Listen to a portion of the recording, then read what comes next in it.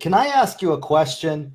What is stopping you from going after your goals? Really, I want to know this. What is that thing that is preventing you or holding you back from going from where you are now to where you want to be?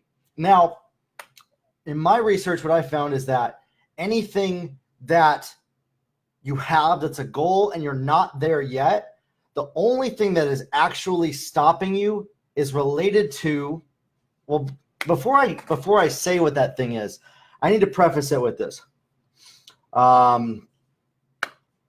If you have a goal, if you have a vision, if you have a destiny for your life and you're not going after it, take a look, and you might have to dig deep and do this personally in your own personal time as to why you're staying where you are now and not going towards your goal. And so that's my question is, what is stopping you from going after that goal that you have, that thing? Why haven't you started it yet? And so what I found is any area where you aren't where you want to be is an area where you are allowing in some way your life, your choices, your decisions, and your actions to be influenced by fear. Meaning, you have a goal. And so whatever that thing is that's stopping you, whatever answer you give, okay, it's related to in your life that you have fear related to whatever that thing is stopping you. So let's say you have a goal here, you're here, and you want to get to that goal. The answer to this is different for everybody. My job, my spouse, my kids, my education, my reputation. And it all points to you are afraid to change anything that you are doing because you can't face the music of what might happen if you do something differently than what you've been doing in your life up to this point. And so you are allowing in some way fear to come in and to choose for you your beliefs and your actions because you're afraid in some way. Now, a lot of times there's blind spots, okay? Because I've done this myself. I'm like, what? I have no more fear in my life. What is stopping me from going after my goals? And then I look at, okay, what action do I need to take to reach my goals? And then that usually points to where the fear is. So let's say for you to get more customers, you need to reach out to people, maybe do some sales calls. And the reason you're not is because of something related to doing that sales call. Okay? Let's say you want to say, my job won't let me because of my hours.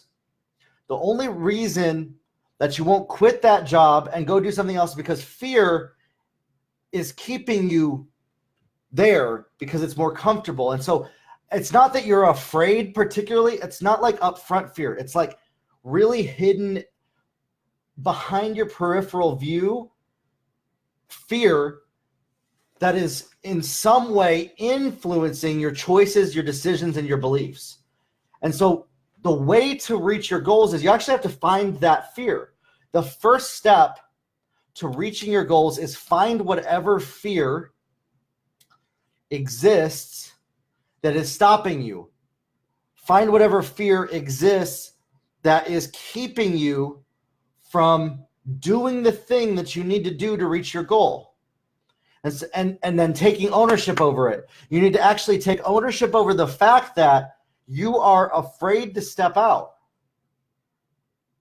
And then in the face of that fear, move forward past it, regardless of the fact that it exists, and take back the authority and the power of your life, your choices, from the fear that you have handed your life over to. Meaning this, whatever that thing is, what is stopping you from going after your goals, okay? If you write it in the comments. If you dig, okay, well, why is that stopping me? Well, why is that stopping me? Well, why? so if you dig like why, it'll all point to in some place of fear, that an area where you're letting fear in your life dictate that you cannot do that thing. And sometimes it's valid. For example, fear keeps us from doing things that are harmful for us. Fear keeps us safe. I'm not going to go do something, that would put my family at risk, that would put my myself at risk, that would put whatever at risk. And so we come up with these reasons that are stopping us. For example, let's say you're saying time constraints is your reason. It points to fear because you're afraid of what might happen if you stop doing and taking some things off your plate and stopping to do those things and not doing them anymore. And you're not willing to take ownership over the fact that your goal is not as important to you as that thing that's on your plate, which is fine. Like, take ownership over that. Own up to the fact that, wow, I love this. When someone's like, I have to take care of my kids, so I can't build a business. Great. Take ownership over that. Don't use your kids as an excuse. Say, I am building my home legacy and the next generation, and that is so important to me that I'm not going to let anything else come in the way of it. But stop using it as an excuse. Take ownership over that thing. Because here's the deal, you guys. That fear of I don't want to neglect my kids and build a business, that's good. It's not bad. Wanting to build your home and build a family legacy, that's good. But take a look at, what can I set up to support myself to do both? What can I set up to support my lifestyle that I've chosen for myself, instead of handing over the authority of the decisions of your life to other people's opinions, the voices inside your head, and acting like you're powerless to choose to do anything else?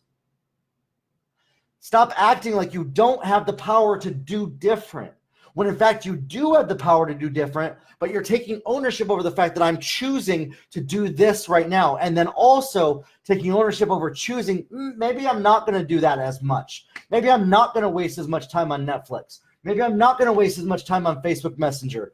Maybe I'm going to only go out with my friends 2 nights a week instead of 5. You get it? So that's what I'm saying. Whatever's stopping you from going after your goals is pointed to an area of fear. Fear in this area could be amoral even. Maybe not fear, but rather wisdom.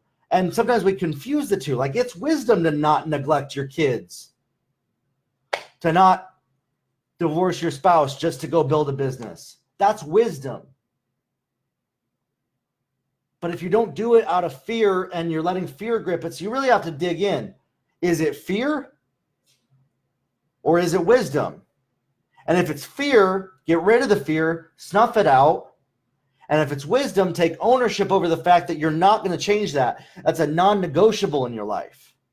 That it's non-negotiable for you to, not get time in the gym. That it's non-negotiable for you to, not get enough sleep. That it's a non-negotiable for you to neglect your family, and take ownership over those non-negotiables.